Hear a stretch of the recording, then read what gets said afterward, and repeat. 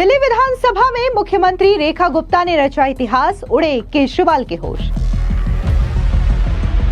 रेखा सरकार ने 5 महीने में 3 बड़े बिल कराए पास। 5 महीने के अपने कार्यकाल में हमने 3 बिल पास करवाए। पिछली आम आदमी पार्टी सरकार ने 5 वर्ष में केवल 14 बिल ही किए पास। पिछली सरकार का देखूं तो उनके 5 साल में 14 बिल हुए थे केवल। उन 14 बिलों में 5 तो जीएसटी के ही थे। मुख्यमंत्री रेखा का ताबड़तोड़ हमला, कहा सीएजी रिपोर्ट से आपदा की काली करतूतों का हुआ पर्दाफाश। किस तरीके से मिसयूज ऑफ फंड या फंड को जनता के हित में ना उपयोग करके उन्होंने गलत तरीके से जनता के बीच में जो प्रेजेंटेशन की कि हमें केंद्र सरकार से अनुदान की कमी रही, उन विषयों का भी हमने पूरा जनता के सामने और सदस्यों के सामने जवाब रखा। मुख्यमंत्री रेखा गुप्ता ने दिल्ली विधानसभा के मॉनसून सत्र की समाप्ति के बाद सोमवार को ये बताया कि विधानसभा का मॉनसून सत्र 5 दिन चला। उन्होंने कहा कि मॉनसून सत्र में कई घंटों की कार्रवाई के बाद 5 महीने के अपनी सरकार के कार्यकाल में हमने 3 बिल पास किए हैं, जबकि पिछली सरकार ने 5 साल में मात्र 14 बिल ही पास किए। इस दौरान आपको बता दें कि मुख्यमंत्री रेखा गुप्ता ने अरविंद केजरीवाल की तत्कालीन आम आदमी पार्टी की सरकार पर भी जोरदार तरीके से हमला बोला। लेकिन एक बार आप भी सुन लीजिए कि आखिर इस अहम बिलों को लेकर के क्या कुछ मुख्यमंत्री रेखा गुप्ता ने कहा। दिल्ली विधानसभा का मानसून सत्र हमने 4 से 8 तारीख 5 दिवसीय सदन पूरा किया और कई घंटों की सदन की कार्रवाई के बाद मुझे हर्ष है कि मात्र 5 महीने के अपने कार्यकाल में हमने 3 बिल पास करवाए, जबकि यदि मैं पिछली सरकार का देखूं तो उनके 5 साल में 14 बिल हुए थे केवल। उन 14 बिलों में 5 तो जीएसटी के ही थे, 5 सैलरी के थे और एक आधा कोई और था। तो 14 बिल 5 साल में हुए और हमारे इस छोटे से कार्यकाल में हमने 3 बिल इसे पास करवाए। इस दौरान मुख्यमंत्री रेखा गुप्ता ने बताया कि विधानसभा सत्र के दौरान नियम 280 के अंतर्गत भी 171 सदस्यों ने भाग लिया। विपक्ष को भी चर्चा का पूरा मौका दिया गया। मुख्यमंत्री ने कहा कि पिछली सरकार में जीएसटी बिल पर चर्चा नहीं हुई थी, इस बार हमने चर्चा की। जानबूझ करके सब कुछ पता होते हुए भी नेता प्रतिपक्ष जो खुद पिछली सरकार में फाइनेंस मिनिस्टर थी, गलत प्रश्नों को उठाया और कहा कि हमें जीएसटी बिल में किए गए संशोधनों की जानकारी दी जानी चाहिए, जबकि उनको सब कुछ पता था। ये संशोधन केंद्र सरकार के द्वारा लागू किए गए हैं। दिल्ली सरकार पहले से ही काम कर रही है। जीएसटी बिल पर चर्चा करने के लिए विपक्ष के पास वक्त ही नहीं था। सुनिए क्या कुछ जीएसटी बिल को लेकर के मुख्यमंत्री रेखा ने कहा। सबसे अच्छी बात जो थी कि पूरा डेमोक्रेसी के साथ में हर सदस्य की इन्वॉल्वमेंट, हर सदस्य ने अपने विषय रखे। 280 के तहत ही हमारे पास में 171 जो थे लोगों ने अपनी बातचीत रखी, बिंदु रखे और 62 विषयों पे ये सारी चर्चा हुई। विपक्ष को पूरा मौका दिया। एजुकेशन बिल जो हमारा इसमें पास हुआ उसमें पूरी चर्चा हुई 4 दिन तक, उसके ऊपर घंटों की चर्चाएं रही। पूरा मौका हर सदस्य को उस पर बोलने का हुआ, सबने अपने विचार रखे और उस पर बातचीत हुई। इसी तरीके से जीएसटी के भी दोनों बिल, जिसपे कि पहले कभी जीएसटी के बिलों पे चर्चा नहीं होती थी, विपक्ष ने कहा हमें चर्चा करनी है तो हमने उस पर चर्चा करने का पूरा मौका दिया। और मुझे इस बात पे अचरज था कि जो जीएसटी के बिल स्वयं उनके समय के थे, जिस समय माननीय नेता विपक्ष खुद फाइनेंस मिनिस्टर थी, उनके समय के पास हुए केंद्र सरकार के ये जीएसटी के संशोधन बिल, जिसमें 45 संशोधन थे जो कि जीएसटी की प्रक्रिया को जनता के लिए सुलभ करने के माध्यम थे, वो वर्तमान में भी सरकार में लागू है। उन सारे संशोधनों पे सरकार काम कर रही है, चल रहा है, उनके अकॉर्डिंगली ही काम चल रहा है। और वो लगातार जिस तरीके से अनजान बनके कि हमें इसकी जानकारी दी जाए, तो ये बड़ा हास्यास्पद था और जब चर्चा करने का मौका दिया तो पता चला उनके पास वक्ता ही नहीं थे और उन्होंने विषयों को भी इस तरीके से, मतलब विषय था ही नहीं, पॉइंट उन्होंने पढ़ दिए और उन पॉइंट्स का हमने सबका आंसर दिया, उनको विषय के भी बताया कि चलिए आपके समय के संशोधनों को हम ही आपको बता देते हैं। हालांकि इस दौरान मुख्यमंत्री रेखा गुप्ता ने अरविंद केजरीवाल और आतिशी पर भी जोरदार तरीके से हमला बोला। उन्होंने कहा कि विधानसभा में फांसी घर पिछली सरकार का झूठ का बड़ा किला था, जिसे ध्वस्त कर दिया गया है।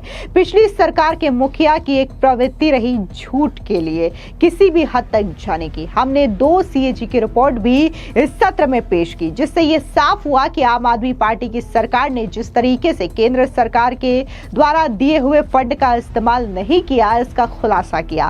केंद्र ने कब कितना फंड दिया, ये भी जानकारी CAG रिपोर्ट से दी गई है। सुनिए क्या कुछ केंद्र के फंड को लेकर के मुख्यमंत्री ने कहा। जो भी पूरा बिजनेस इस विधानसभा सत्र के दौरान हुआ, जिसका एक विषय था वो जो विधानसभा में फांसी घर, जो झूठ और प्रपंच पिछली सरकारों ने रचा, तो उसका किला भी इस सत्र के दौरान ढाया गया। सदस्यों ने इसमें भी पूरी चर्चा की और कोई तथ्य बिना पिछली सरकारों ने जिस तरीके से जनता की भावनाओं के साथ खेला, एक प्रवृत्ति रही पिछली सरकार के मुखिया की कि जनता की भावनाओं के साथ खेलते हुए किसी भी हद तक चले जाना। और दिल्ली विधानसभा की ये बिल्डिंग जो कानून बनाने के लिए है, जो जनता दिल्ली को चलाने के लिए थी, वहां उसे फांसी घर साबित करके उन्होंने लोगों की भावनाओं के साथ जो खिलवाड़ किया, वहां पे उस पाखंड का भी अंत हुआ।